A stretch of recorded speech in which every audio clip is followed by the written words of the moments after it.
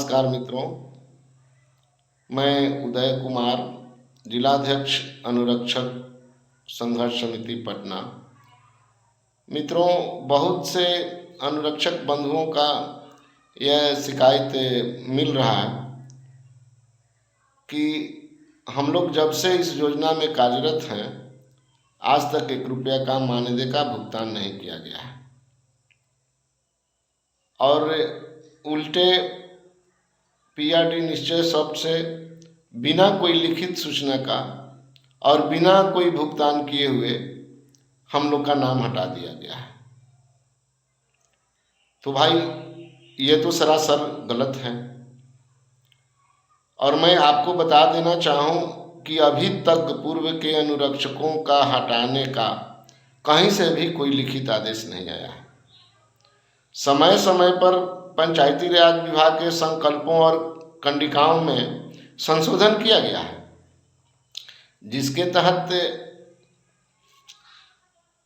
अभी तक यह स्पष्ट रूप से कहीं नहीं मिला है कि पूर्व के अनुरक्षकों को हटा दिया जाए।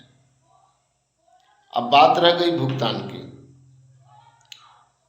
तो भुगतान के लिए सबसे पहले आपको अपने वार्ड अध्यक्ष को एक लिखित रूप में भुगतान संबंधी आवेदन रिसीव कराना होगा। उसके बाद अपने पंचायत सचिव को एक आवेदन रिसीव कराएं, फिर अपने प्रखंड के पदाधिकारी को एक आवेदन रिसीव कराएं। अगर तीनों जगह आप लिखित आवेदन रिसीव करा देते हैं, यह साक्ष्य के साथ कि मैं ही योजना के प्रारंभ काल से कार्यरत अनुरक्षक हूं और आज तक निष्ठापूर्वक कार्य कर रहा हूं, निश्चय ही आपको भुगतान मिलेगी। अगर इसके बावजूद भी अगर भुगतान नहीं मिलता है तो इन तीनों आवेदनों का छाया प्रति संलग्न कर आप लोक निवारण में शिकायत करें, निश्चित ही आपको सफलता मिलेगी। और इसके लिए आपको सबसे आवश्यक होगा, चूँकि अब जब लोक निवारण में जाएंगे तो आपसे भी ये पूछा जाएगा कागजी तौर पर कि हम कैसे माने कि आप ही अनुरक्षक हैं, तो सबसे बड़ा हथियार के रूप में आपका काम आएगा वार्ड सभा का छाया प्रति या वार्ड सभा का रजिस्टर, जो भी बंधु रखे होंगे कि हमारी चयन कब हुई। चूँकि हम कहीं से सरकार के नौकरी नहीं कर रहे थे, कहीं से हमको ज्वाइनिंग लेटर नहीं दिया गया था, तब तो ये दिखाना होगा ना कि हमारी नियुक्ति कैसे हुई। तो हम वार्ड सभा के माध्यम से नियुक्त हैं और वार्ड सभा के माध्यम से नियुक्त हैं और आज तक कर्तव्य और निष्ठापूर्वक हम काम कर रहे हैं। चूँकि हमको हटने संबंधी या हटाने संबंधी किसी प्रकार का लिखित न तो विभाग के द्वारा निर्गत किया गया है, न जिला के द्वारा निर्गत किया गया है, न प्रखंड के द्वारा किया गया है और न ही पंचायत के द्वारा किया गया है। तो इस स्थिति में निश्चित ही आपको भुगतान मिलेगा। आप कागज से मुस्तैद रहें, अपने अपने पंचायत से लेकर प्रखंड तक एकजुट रहें और तर्क वितर्क के द्वारा पंचायत एवं प्रखंड के कर्मियों को आप बताने का प्रयास करें। अब रह गई बात कि बहुत से जगह से समस्या आता है कि पंचायत सचिव या मुखिया जी या प्रखंड के पदाधिकारी कहते हैं कि राशि नहीं है। तो उनको भी मैं बता देना चाहता हूं कि जब ये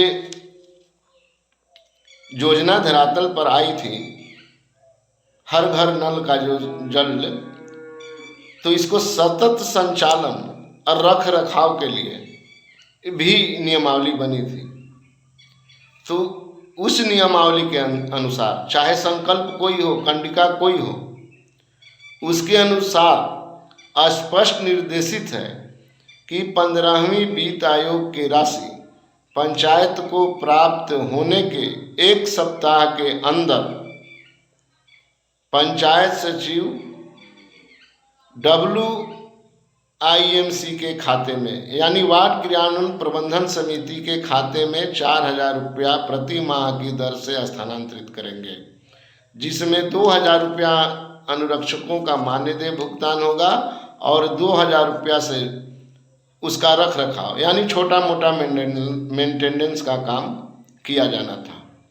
और ये राशि कहाँ से आएगी भले ही आप नहीं जान रहे हैं, लेकिन विभाग पहले उनको आश्वस्त कर दिया है, और 1-2 वित्तीय वर्ष का नहीं 26 तक उसका लेटर है, उसका आदेश है कि राशि की व्यवस्था कैसी होगी। इसलिए आपको मौखिक रूप से कोई कितना भी बरगलाता हो कि आवश्यक राशि नहीं है, आप मानने के लिए तैयार नहीं होइएगा। मैंने कहने का मतलब कि आप लिखित रूप में आए, निश्चित ही आपको भुगतान करना पड़ेगा।